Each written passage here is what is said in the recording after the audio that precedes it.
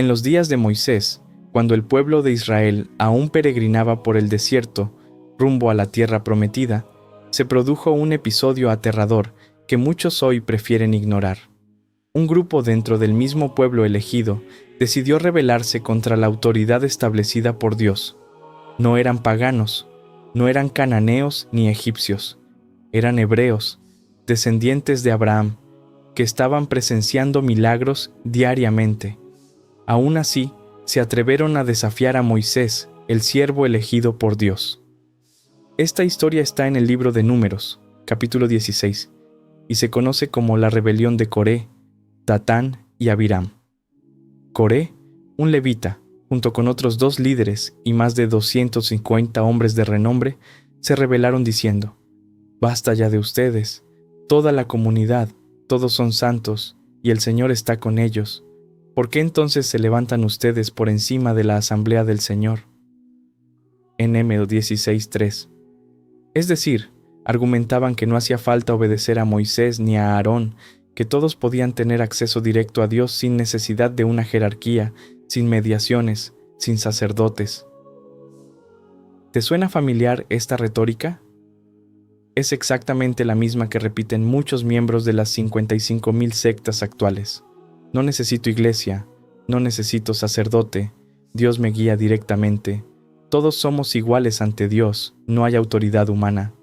Lo que estos herejes modernos no entienden, porque no conocen las Escrituras, aunque digan seguirlas, es que esa idea ya fue intentada en el pasado, y la respuesta divina fue clara e inequívoca. Moisés, lejos de defender su autoridad personal, se postró en tierra y dejó que fuera Dios quien juzgara. Y Dios no tardó. Moisés dijo: «Si estos hombres mueren como mueren todos los hombres, o si sufren el destino común de todos, entonces el Señor no me ha enviado. Pero si el Señor crea algo nuevo, y la tierra abre su boca, y se los traga con todo lo que les pertenece, y bajan vivos al Seol, entonces sabréis que estos hombres han despreciado al Señor». Números 16, 29, 30. Y sucedió exactamente así. La tierra se abrió y los tragó. Coré, Datán, Abiram, sus familias, sus bienes y todos sus seguidores fueron tragados vivos por el abismo, mientras el resto del pueblo huía horrorizado. Luego, fuego bajó del cielo y consumió a los 250 hombres que se habían unido a la revuelta. ¿Y por qué esto es tan importante para nosotros, cristianos del siglo XXI? Porque muestra que Dios establece una autoridad visible, una jerarquía que no es opcional ni simbólica. Quienes intentan suplantar esa autoridad o crear divisiones dentro del pueblo de Dios están repitiendo la misma rebeldía de Coré, aunque usen otros nombres y otras excusas. El patrón es el mismo: rechazo a la mediación, rechazo a la jerarquía, rechazo al sacerdocio y sobre todo rechazo a la autoridad que Dios instituyó. Y así como en el Antiguo Testamento Dios estableció a Moisés como líder visible, en el Nuevo Testamento Cristo establece a Pedro y a los apóstoles como la columna de su iglesia. La autoridad de la iglesia no es una invención humana, es una continuidad de esa autoridad divina que siempre fue visible, concreta y jerárquica. Quienes rechazan al Papa, a los obispos y a los sacerdotes están repitiendo la misma arrogancia de Coré y se exponen al mismo juicio. La rebelión de Coré no es simplemente un episodio aislado del Antiguo Testamento, es una advertencia viva de lo que sucede cuando el hombre se coloca por encima de la autoridad establecida por Dios, pero lo más impactante es que este patrón se repite en la historia de la humanidad, especialmente en la historia del cristianismo. Después de la venida de Cristo, la autoridad no desapareció. Al contrario, Cristo mismo fundó una iglesia con estructura, sacramentos, jerarquía y doctrina clara. En Mateo 16, 18, 19, Jesús no dice: «Todos son sus propios líderes» o «cada uno que me siga forme su comunidad», sino: «Tú eres Pedro, y sobre esta piedra edificaré mi iglesia, te daré las llaves del reino de los cielos». Pedro recibe un poder singular, exclusivo, que se transmite después a sus sucesores. ¿Y qué hicieron los apóstoles? Fundaron iglesias locales, impusieron las manos a presbíteros y obispos, y establecieron una cadena de sucesión que perdura hasta hoy.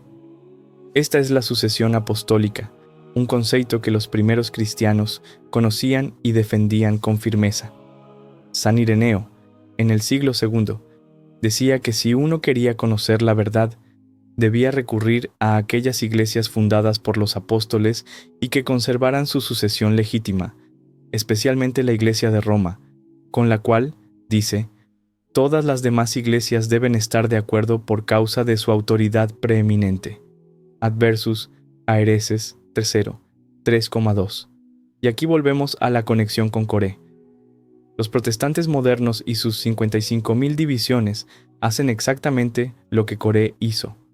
Rechazan la autoridad visible, rechazan el sacerdocio instituido, rechazan la unidad visible del pueblo de Dios y erigen para sí mismos nuevas doctrinas, nuevos líderes y nuevas comunidades. Al igual que Coré, dicen, todos somos santos, no necesitamos autoridad, pero no entienden que esa no es la voluntad de Dios, sino una ilusión de autosuficiencia que lleva al caos espiritual. ¿Y cuál es el resultado de esta rebelión moderna? Lo mismo que en el desierto: confusión, división, muerte espiritual y pérdida del rumbo.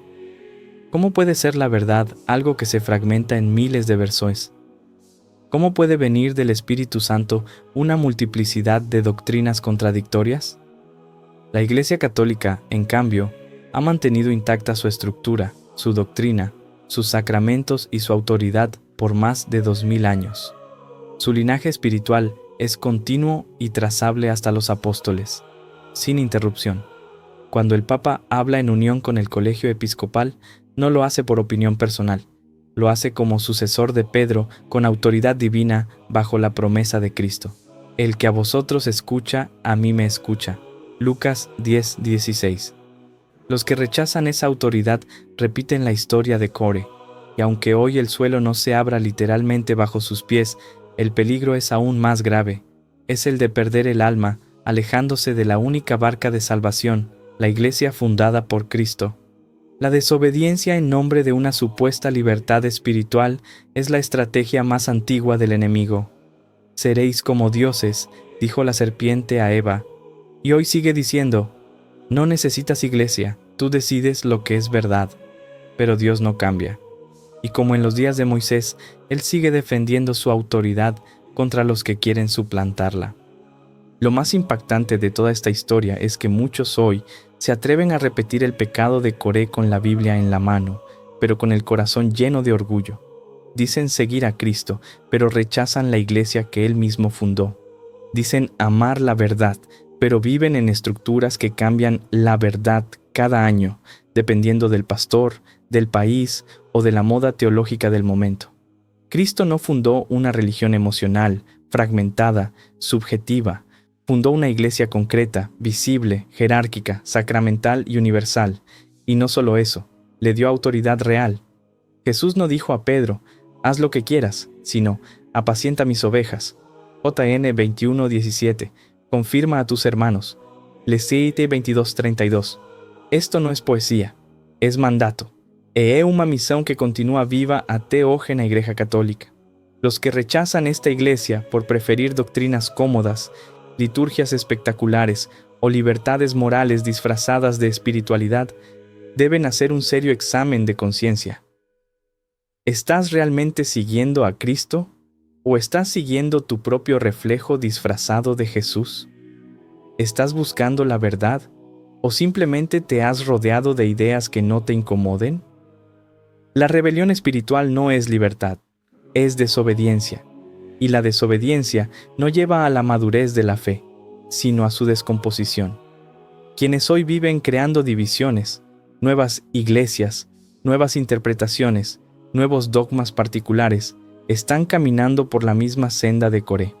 Y lo peor, están arrastrando consigo a otros inocentes. Por eso, si tú que escuchas esto, fuiste criado en una de las tantas comunidades separadas, o si alguna vez fuiste católico y te alejaste porque no entendías tu fe, hoy es el momento de volver. No te pedimos que creas por emoción, sino que investigues con honestidad, que leas los padres de la Iglesia, que estudies la sucesión apostólica, que compares la unidad doctrinal de la Iglesia con el caos doctrinal de las 55.000 comunidades. Cristo no fundó una multitud de interpretaciones, fundó una iglesia, una sola fe, un solo bautismo, un solo cuerpo, y esa iglesia tiene nombre, historia, raíces, magisterio, mártires y santos. Esa iglesia ha sido perseguida, calumniada, atacada, traicionada, pero nunca destruida, porque fue fundada sobre roca. Hoy te hacemos una invitación clara. Deja el desierto de la confusión y entra en la tierra firme de la verdad. Sal de la tienda de Coré y vuelve a la barca de Pedro. No esperes que se abra el suelo bajo tus pies. Vuelve mientras es tiempo. Cristo te espera en su iglesia.